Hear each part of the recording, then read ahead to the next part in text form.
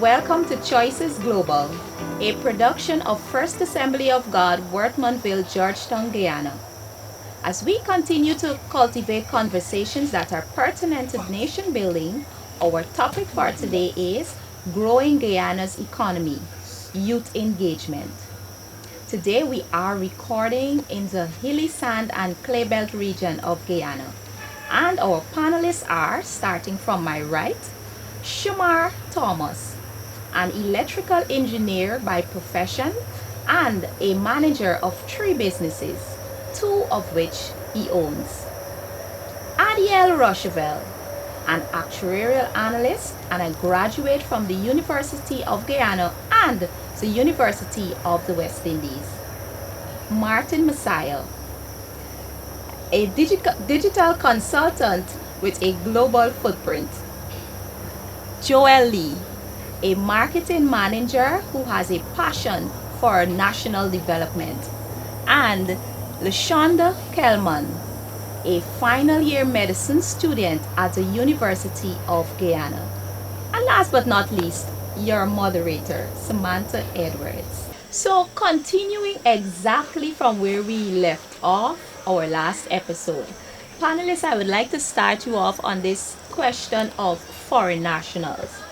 Do you think that the influx of foreign nationals pose a threat to Guyanese youths benefiting from the country's economic growth and development? I heard a lot mentioning about nationals in our last 2 episodes, and it is a reality. We see the Cubans, the who, Venezuelans, we see the Americans.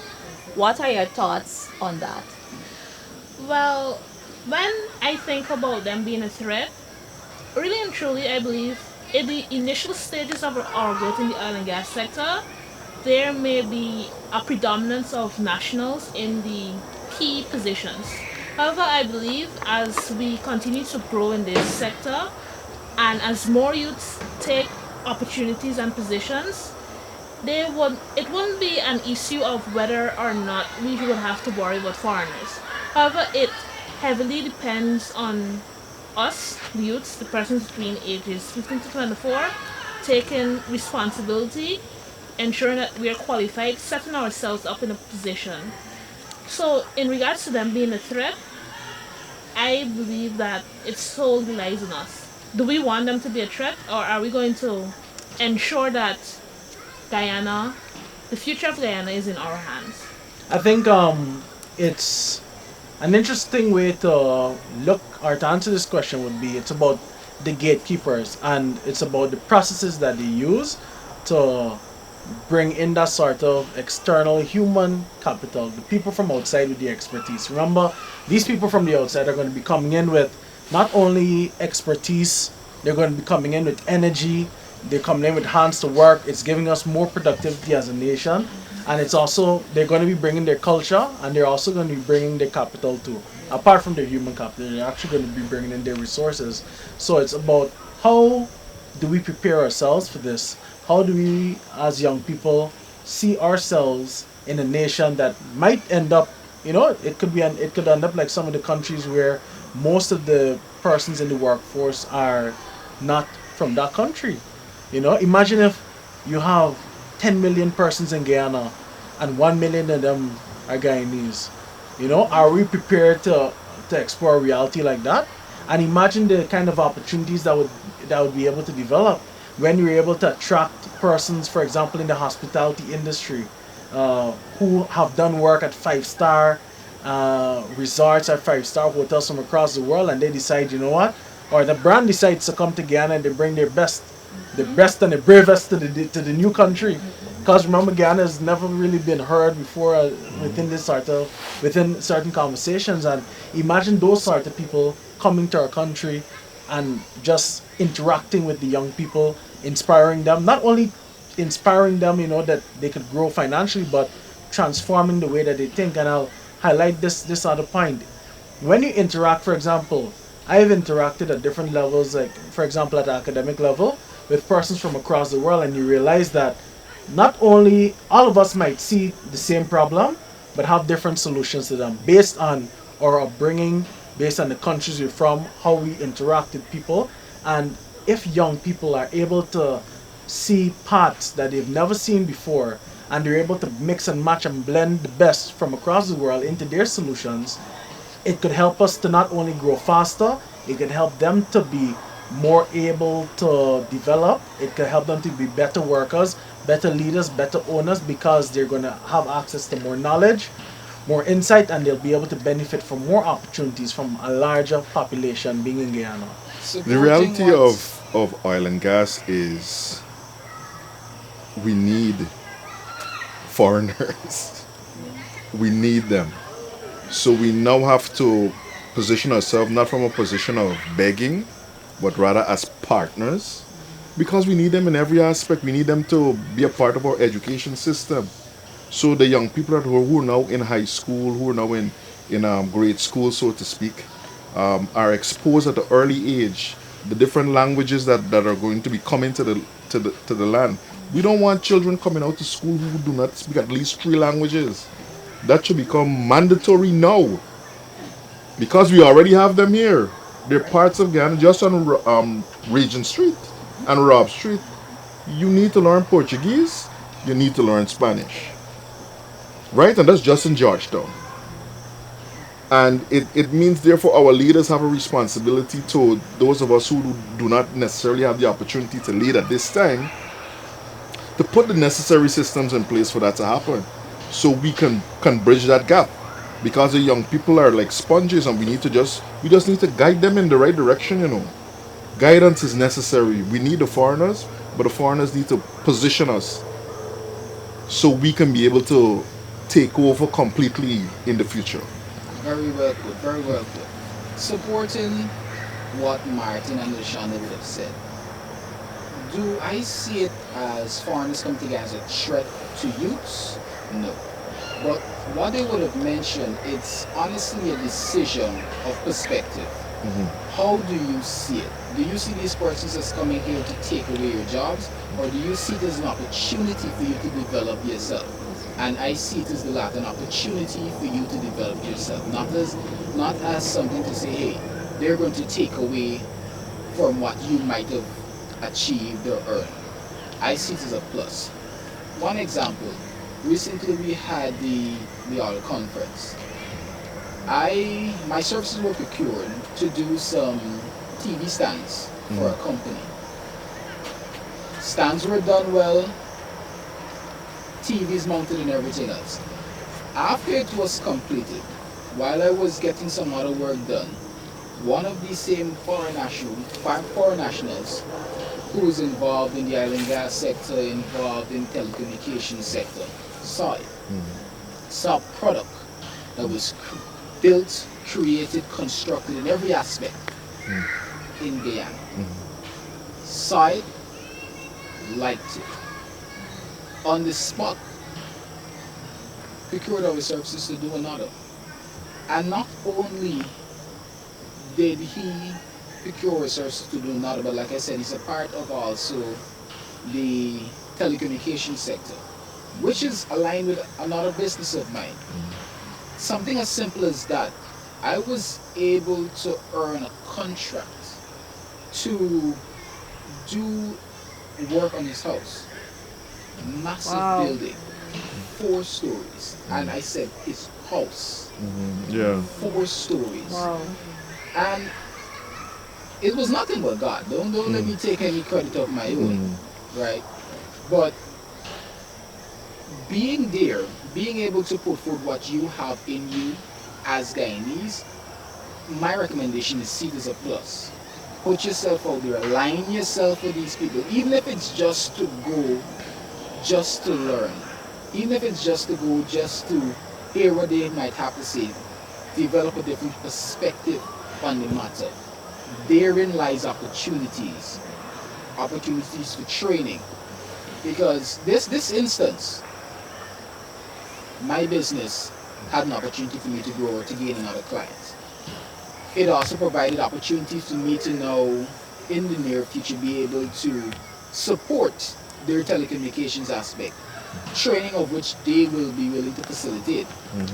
Right? So I see it honestly as foreign nationals coming in based on perspective.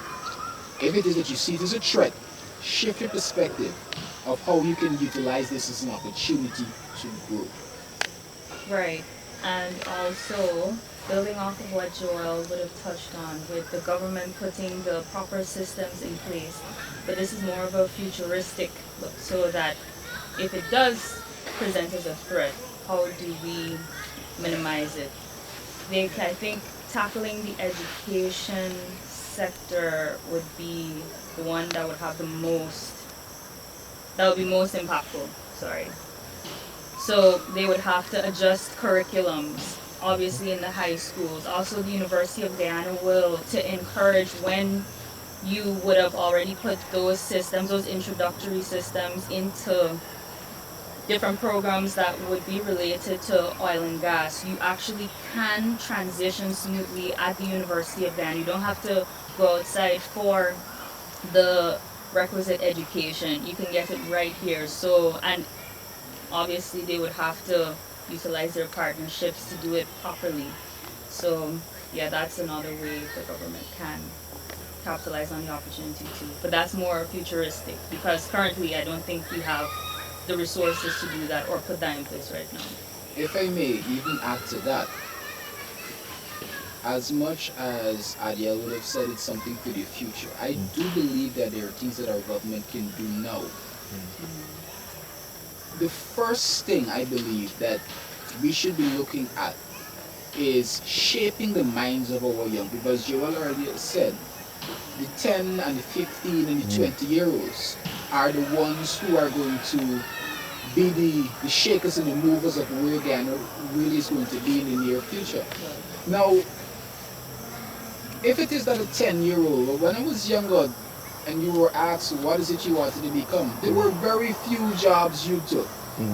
Pilot, doctor, lawyer, point blank. There are going to be some wild cards. And even at the university stage when I studied there, I often said to myself, the things that I'm studying, where do I put it? Now, I love Guyana.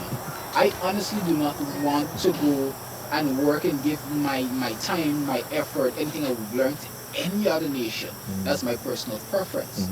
But when I'm studying, I ask myself, I often ask myself, where would I be able to be impactful? I might have ideas to change X and Y, but the powers that be, they might say, hey, it's a really good idea, but there's no scope for it. There's no need to invest in something like this, right? So why do it? Looking at it from a business perspective, and I can honestly agree with it. But given the the new play area that Guyana is now going to be able to have in the near future, I think it's time that we start shaping the minds of our young people to say, hey, if you're going to be an engineer, not only in the oil and gas sector, but let's look at, we used to make a joke that a garbage collector, the fancy name to put it was an environmental engineer. And there is truth in it. The waste disposal industry is major. And its a job is often frowned upon when you look at the guys in the truck emptying the garbage and so forth. But there are studies in that capacity, right, that a lot of persons would gravitate to. But why? They wouldn't, because the young people are not educated. They're not aware. And awareness is key. If you're not aware of something, the concept often says, how can you tell a place is clean or dirty? How can you tell a place is dirty if you don't know what clean looks like? How can you tell if there's gold in something if you honestly don't know anything about it? So I believe in this state, that is something that our government can do, the education sector can do, is educate our young people, start shifting their perspective, because a 10-year-old might not be able to land a job currently, but that individual can start doing studies, start learning, so that when they get to that age of being able to step into the tertiary environment of studies, that they've already built a foundation. Yep.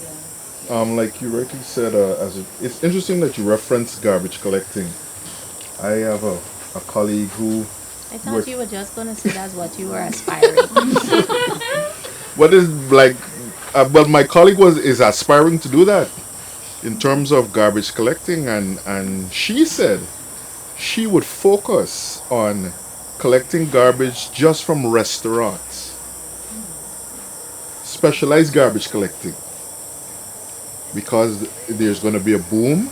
We know it now. We have more restaurants. She's just going to focus on collecting the garbage from restaurants. It's a very profitable business. She worked out the profitability, and I'm listening to her. I'm like, that's interesting. So you could be a specialized garbage collector and still be able to move the country forward in terms of development. And as it relates to young people, as in terms of education, it's important that, like Adiel rightly said, for us to look at how we shift our educational programs. It's interesting that lots of things in terms of robotics and AI are moving to the forefront. And those same little video games that children are playing and getting likes on YouTube and so forth is the same skill set they need to operate those robots and so forth that they use right in the oil and gas. So the average person that plays games is about 10 years old. So he could get a nice little part-time summer thing, between when school is out, and he's learning to the same environment you put him in, but he's gonna be able to operate a robotic drone that goes down and does the research and all these different things. So there's many things that we would be able to do once we have the right vision in place and we moving forward together. That's important. We got to do this together. Now, might I remind you that Guyana, we have a population just under 800,000. We would have recently conducted a census and we are awaiting the data from that. But the point I'm trying to make is that we have such a small population that each one of us individually could find a niche, something that we could fit in. The oil and gas industry is going to be so large that we will need foreigners to come in and supplement that growth unless we get a population boom, we make more children. Joel? Shamar? But No. I believe that each Guyanese, Yeah. and yes, we're focusing on youth right now, but let's not put an age limit to it. Old, young, whether you're at an academic institution you're learning, whether you have work in a corporate environment, whether you have a shop or you sell at a stall, think about where you can fit in the oil and gas industry. We talk about the government and how they could provide education to allow for the younger children to, have a mindset that can ensure that they are involved.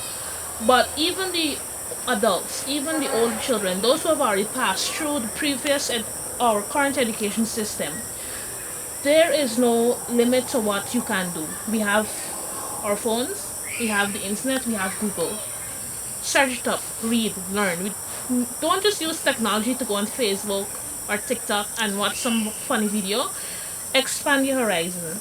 It's very important that we take the opportunities as they come. And even if we don't find any current opportunities here locally, the information is out there. We just need to search it. What I'm getting is that most of you seem to think that our youth should not be intimidated. However, most I heard mindset, I heard confidence, and I heard education. But I'm thinking of that group. They are educated, they're confident, but they may not have the expertise or the capital. Like I'm still seeing that they can feel intimidated because the companies that are coming, they are huge. They're coming with more expertise and more resources. So tap into the market and hit the ground running, so to speak.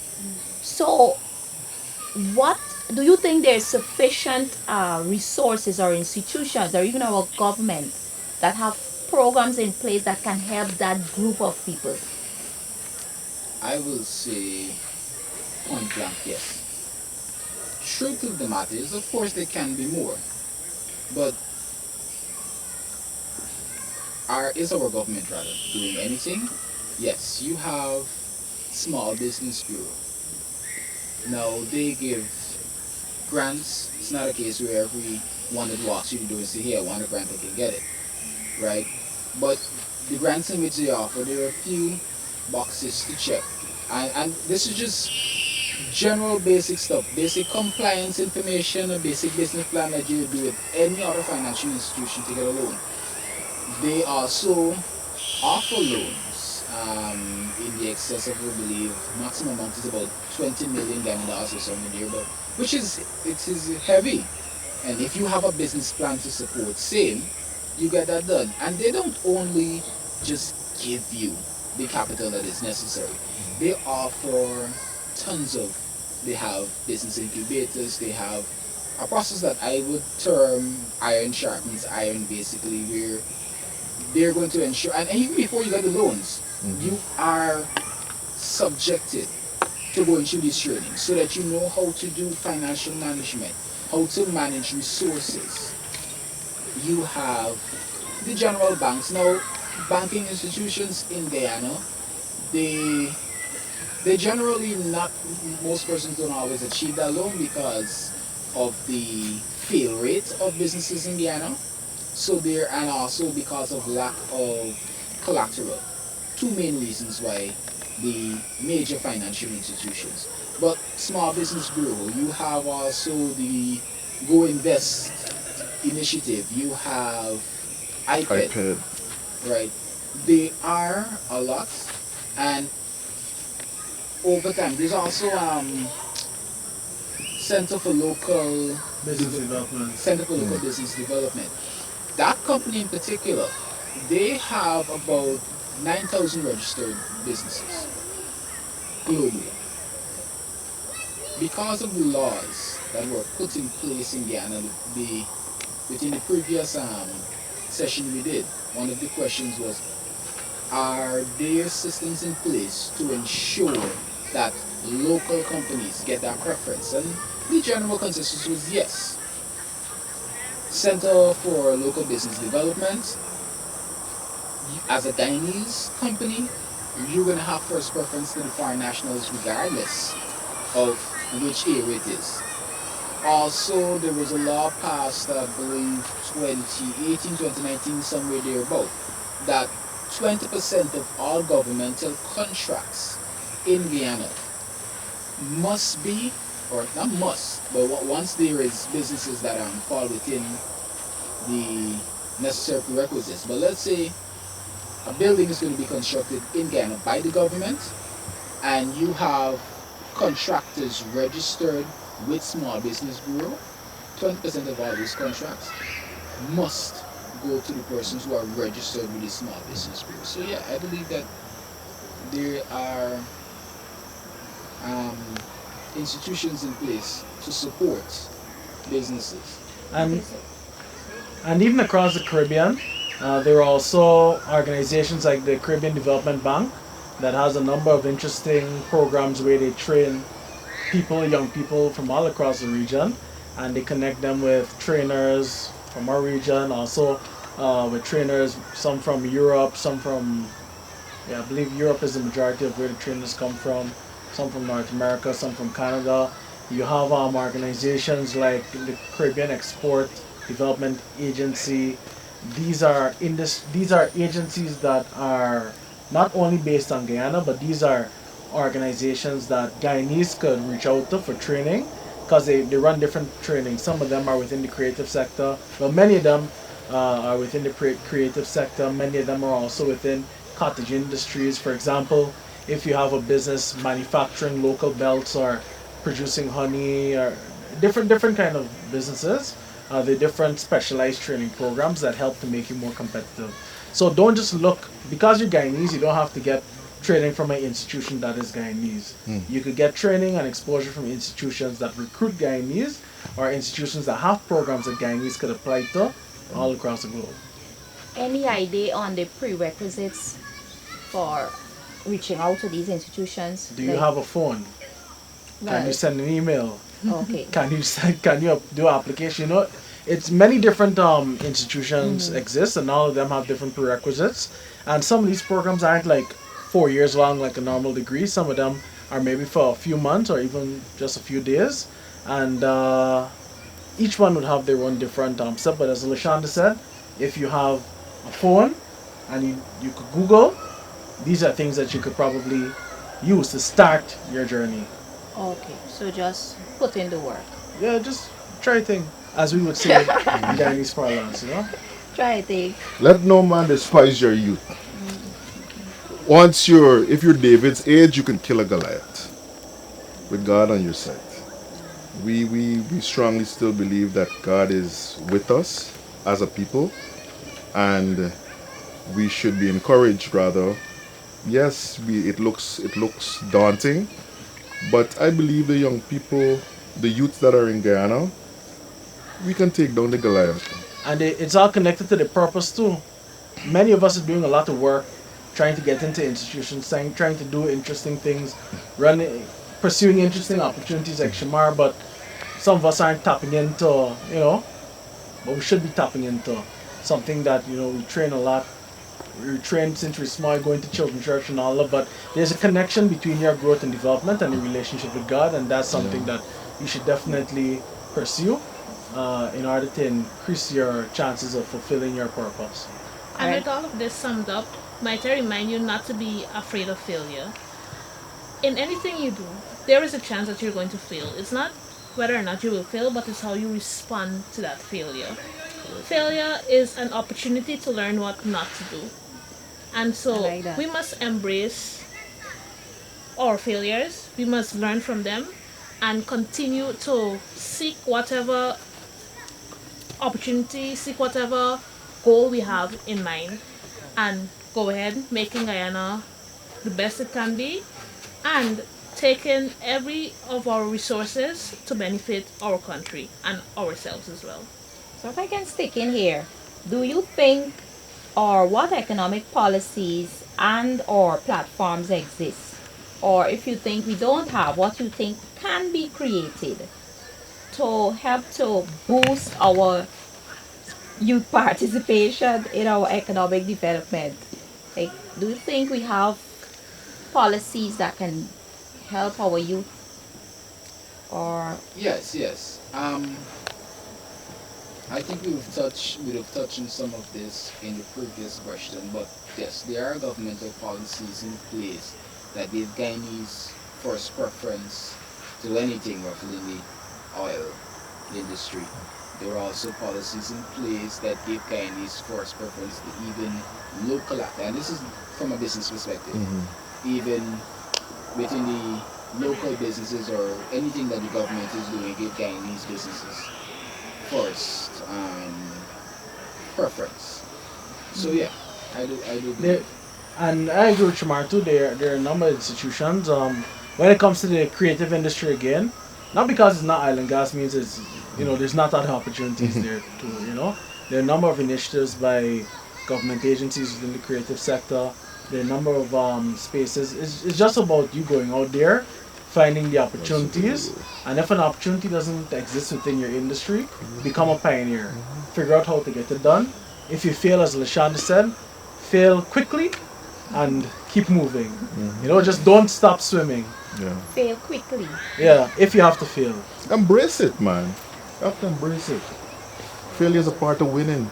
Fail forward. Exactly. Yes. Adi, any thoughts on uh, youth participation in economic development? Do you think there is our government or even other institutions, they're doing enough to help our youths participate? I feel like more can be done, but well, there's always more that can be done. Probably workshops to touch on different sectors when there are people who are pioneering. Touch on workshops in different sectors that aren't being reflected in the oil and gas industry right now. And that speaks to the government initiating that process. But we can work with what we have we can work with what we have right now. I fully agree. There is more that can be done. I think it's often better to meet people where they're most comfortable. Um, something I would have mentioned before is persons being unaware of the opportunities that are out there. Lashana would have mentioned that most of the times what you do with your devices in the internet is spend time on social platforms. Now these social platforms, mind you, they're good. There's so many persons that generated wealth from it. That's how we learn about big bucks. Correct. But Yeah. at the same time, they generate wealth oftentimes from those who are not there to generate wealth. Just those who are going to go casually and look at funny videos and so forth. But research is key. Research is key. Now, the initial point. I do believe that the education sector can do more. I mentioned earlier as it relates to educating them of the opportunities that are there from a tender age. Go to the schools and say, hey, I remember when I was in school, we often, every now and again, secondary school that is, you would have persons who would have went to that school before, they were part of some big corporation or so forth, and they would come and they would talk to us and tell us who they are and how they got there to some extent, right? It happened in such a far stretch apart that you forgot who was the last one and the new one came. Now I know there are classes that the government is introducing that deals with a lot of social actions and are not always along the lines of the academics, right? And I believe that they should do more along the lines of educating youths of different areas you can get into, expand their horizon, expand their mind, open us to more that is actually out there. And it might mean that they themselves might have to go and find it first. But a part of the question that I want to zone in on is the part that said youth participation. Is the government or the economic leaders doing enough for youth participation? It means you and yourself need to participate within your own development. Don't just be a beneficiary of what they would have put in place only, but be an active part of your own development. You have to want it for yourself, regardless if you come from a background of gold spoon or poverty. You have to want more for yourself. You have to want more for your country. And in wanting more, therein lies a simple research of, hey, what, a simple Google search like this that says, what do our companies need to survive? You would have a whole list of ideas. Regardless, you can cook, fine, you're needed. You can cut grass, hey, you're needed. You know how to lay blocks, you're needed. And from that information, you do another search. How can I start a company in X or Y industry? These simple questions, simple device, simple internet connection, and you can port so many beautiful things from there. I'm glad you said to be actively involved in the process. Interestingly enough, unemployment is measured not by the amount of people who are not working, but by the people who are actively seeking to be employed. So if you're at home and you're not seeking to be employed, they don't count you in the unemployment. So it means you have to be engaging the process. Yes, the government will do their part, but it's still important for our youth to do their part. And it's also important for us to remember that there's some young people who would have been trying to do different things, and you know, it mightn't they mightn't have been able to find their niches yet or that click. Uh, that doesn't mean that you're not valuable. It means that you just haven't found the right click, or your idea hasn't found the right market as yet, or Yeah. the market doesn't exist as yet for what you're creating. So don't become depressed. Don't let that transform your mind and put you under unnecessary stress. But reach out to somebody. For example, if you're in a church, reach out to somebody you know. If you're, for example, in the southern part of Georgetown, reach out to Generation Next. Figure out what kind of programs they might have. Figure out who you could talk to. If you have a family member that is a part of a business, if you have a family member that works in an agency that specializes in something, talk to them. that's something that many of the young people, a resource that they haven't really been able to tap into as yet. But talk and reach out. Don't just, if Google doesn't work for you, you're in a tough spot. So you need to talk to So, people. Our ladies, any final thoughts in 20 seconds? Well, always remember that whatever you set your mind to, think about where you want to be. Think about the end product. Okay.